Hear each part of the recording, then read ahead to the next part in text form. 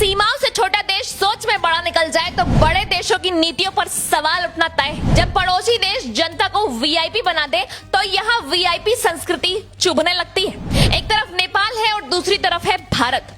नेपाल में नेता सड़क पर निकलते हैं तो जनता पहले चलती है, वहीं भारत में नेता निकलता है तो सड़क खाली करा दी जाती है, ट्रैफिक रुकता है, एम्बुलेंस फंसती है और आम आदमी इंतजार करता है। नेपाल ने दिखा दिया है कि सत्ता का मतलब शोर नहीं सेवा है, कुर्सी का मतलब रुतबा नहीं जिम्मेदारी है और सत्ते में आते ही वीआईपी कल्चर पर चोट, लंबे काफिले कम, दिखावटी सुरक्षा पर सवाल और नेताओं के आगे पीछे घूमने वाली गाड़ियों पर लगाम।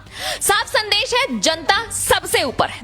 भारत में तस्वीर अलग है, यहाँ छोटी कुर्सी मिलते ही बड़ा रुतबा शुरू हो जाता है, गाड़ियां बढ़ती है, सायरन बजते हैं और सड़कें रुक जाती हैं और जनता सोचती रह जाती है कि लोकतंत्र में आखिर असली मालिक कौन है। नेपाल ने राजनीति में नई हवा चलाई है, युवा चेहरों को मौका मिला है, नई पीढ़ी को जिम्मेदारी मिली है और जेन जी सोच सिस्टम में दाखिल हुई है।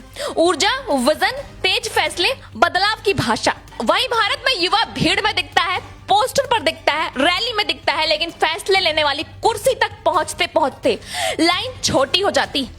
नेपाल ने शिक्षा पर सबसे बड़ा संदेश दिया है कि चाहे वह मंत्री का बच्चा हो, अफसर का बच्चा हो या किसी आम आदमी का बच्चा हो, पढ़ाई सबकी बराबर होनी चाहिए। सरकारी स्कूल मजबूत होंगे तभी देश मजबूत होगा। भारत में पैसा है तो बड़े स्कूल है, पैसा नहीं है तो टूटा सिस्टम है। कई जगह सरकारी स्कूल की हालत ऐसी है कि दीवारें जर्जर है, शिक्षक गायब है और बच्चों से काम करवाने तक की शिकायतें आ रही हैं और ऊपर से भाषण की शिक्षा बदल रही है। नेपाल में कोचिंग को कारोबार नहीं बनने देने की सोच है, सस्ती पढ़ाई, सबके लिए पढ़ाई और क्वालिटी एजुकेशन हर बच्चे तक। वहीं भारत में कोचिंग इंडस्ट्री अरबों का खेल बन चुकी है, माता पिता कमाते कम है और फीस ज्यादा भरते हैं, बच्चे सपनों से ज्यादा दबाव ढोते हैं। वहीं नेपाल में सरकारी कर्मचारी लेट आए, काम चोरी करें, रिश्वत लेते पकड़े जाएं तो सीधी कार्रवाई की बात। भारत में आम आदमी फाइल लेकर चक्कर काटता है, कभी बाबू नहीं है, कभी अधिकारी नहीं है तो कभी सिस्टम डाउन है तो कभी कल आना।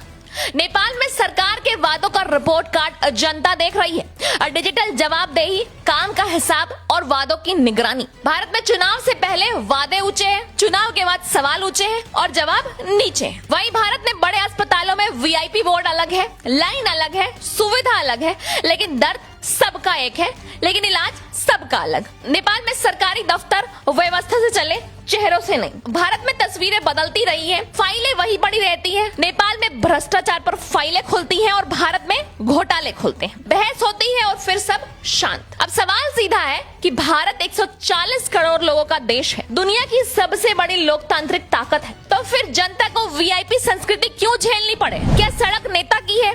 क्या अस्पताल नेता का है? क्या स्कूल नेता का है? तो टैक्स जनता क्यों दे और सुविधा कुछ लोग क्यों ले जाएं? वही नेपाल छोटा देश है लेकिन बड़े संदेश दे रहा है, नई पीढ़ी को मौका, शिक्षा में समानता, वीआईपी कल्चर पर वार और सिस्टम में अनुशासन। भारत चाहे तो सब बदल सकता है, वीआईपी कल्चर खत्म हो सकती है और मंत्री और मजदूर के बच्चे एक स्कूल में पढ़ सकते हैं और अस्पताल में बराबरी हो सकती है। सड़क पर जनता पहले हो सकती है, सरकार रोज जवाबदेह हो सकती है और देश पूछ रहा है कि कब तक काफिले निकलेंगे और जनता रुकेगी, कब तक फीस बढ़ेगी और भाषण मिलेंगे, कब तक गरीब का बच्चा कमजोर सिस्टम में फंसा रहेगा, कब तक युवा पोस्टर लगाएंगे और फैसले दूसरे करेंगे। अब जनता जाग चुकी है, मूड बदल चुका है। देश को वीआईपी नहीं चाहिए, देश को चाहिए वोटर इज प्रायोरिटी। नेपाल ने शुरुआत कर दी है, भारत चाहे तो क्रांति कर सकता है।